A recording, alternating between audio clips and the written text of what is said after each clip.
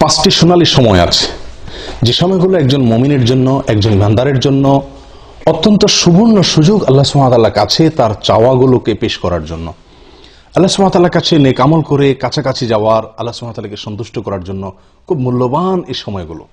সেই সোনালী পাঁচটি সময় কখন? তার প্রথমটি হলো জোহরের সময়।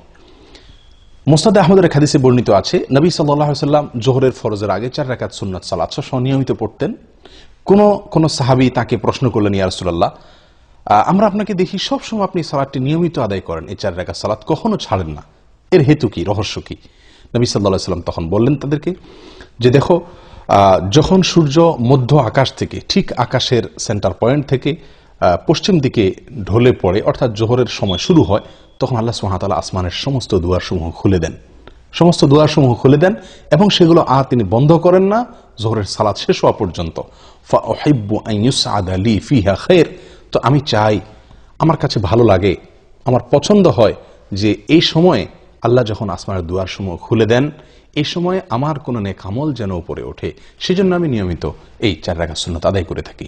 প্রিয় সম্মানিত ভাই বোনেরা, এখান থেকে আমরা জানতে পারলাম যে আল্লাহ সুবহানাহু ওয়া তাআলা আসমানের দরজাসমূহ, দুয়ারসমূহ খুলে দেন, যে সেই সোনালী সময়গুলোর ভিতরে একটি হলো এই জোহরের সময়টুকু, অর্থাৎ জোহরের ওয়াক্ত শুরু হওয়ার পর থেকে নিয়ে জোহরের সালাত শেষ হওয়া পর্যন্ত এই সময়টুকুতে আল্লাহ সুবহানাহু ওয়া তাআলা আসমানের দুয়ারসমূহ খুলে দেন।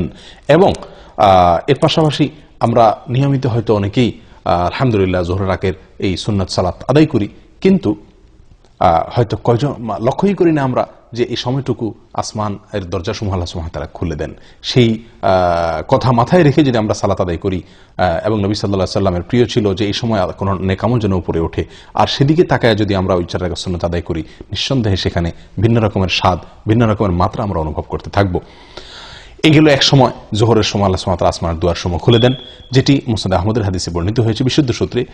নাম্বার 2, আযানের পরে, আযানের পরের যে সময়টুকু, আযানের পরপর কিছু সময়, এই সময়ও আল্লাহ সুবহানাহু ওয়া তাআলা আসমানের দুয়ারসমূহ খুলে দেন। নবী সাল্লাল্লাহু আলাইহি ওয়াসাল্লাম থেকে বর্ণিত হয়েছে সহিহ তারগীব ওয়া তারহিবের ভিতরে এর হাদিস, তিনি ইরশাদ করেছেন, ইযা নুদিয়া বিস-সালাহ, যখন সালাতের জন্য আহ্বান করা হয়, আযান দেওয়া হয়, ফুতিহাত আবওয়াবুস সামা ওয়াস্তুজিবাদ দুআ, তখন আসমানের দুয়ারসমূহ খুলে দেওয়া হয় এবং বান্দার দোয়া কবুল করা হয়। দোয়ার নির্দিষ্ট কোনো পদ্ধতি, ধরা বাঁধা কোনো সিস্টেম এখানে বর্ণিত নাই, বরং মনের যে কোনো চাওয়াকে মনে মনে আল্লাহ সুবহানাহু ওয়া তাআলার কাছে পেশ করার জন্য মূল্যবান একটি সময় হলো এটি, অর্থাৎ আযানের পরবর্তী সময়টুকু। এটিও সোনালী 5টি সময়ের দ্বিতীয় এবং গুরুত্বপূর্ণ একটি সময়, আযানের পরবর্তী সময়টুকু।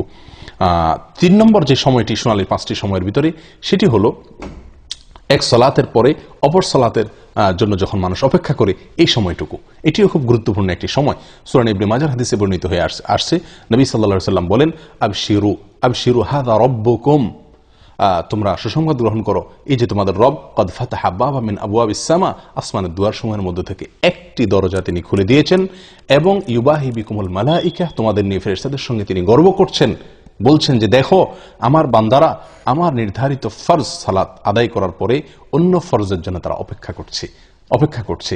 প্রিয় বন্ধু, তাহলে এক ফরজ আদায়ের পরে অন্য ফরজের জন্য যখন মানুষ অপেক্ষা থাকে, ওই সময় আল্লাহ সুবহানাহু ওয়া তাআলা আসমানের দুয়ার খুলে দেন। এটিও সোনালী সময়সমূহের মধ্যে থেকে একটি। নাম্বার 4, ভোর রাত বা রাতের শেষ প্রহর, এটি অত্যন্ত মূল্যবান সময়ের মধ্যে থেকে একটি।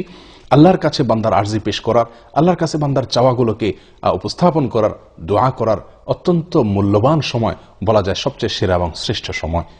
নবী সাল্লাল্লাহু আলাইহি ওয়াসাল্লাম ইরশাদ করেছেন, এই সময় আল্লাহ সুবহানাহু ওয়া তাআলা আসমানের দুয়ারসমূহকে খুলে দেন এবং একজন ঘোষণা দিতে থাকে, আছে কি কোনো প্রার্থনাকারী যে চাইবে, প্রার্থনা করবে, আল্লাহ তাআলা তার প্রার্থনা মঞ্জুর করবেন? আছে কি কোনো বিপদগ্রস্ত যে ব্যক্তি বিপদে পড়ে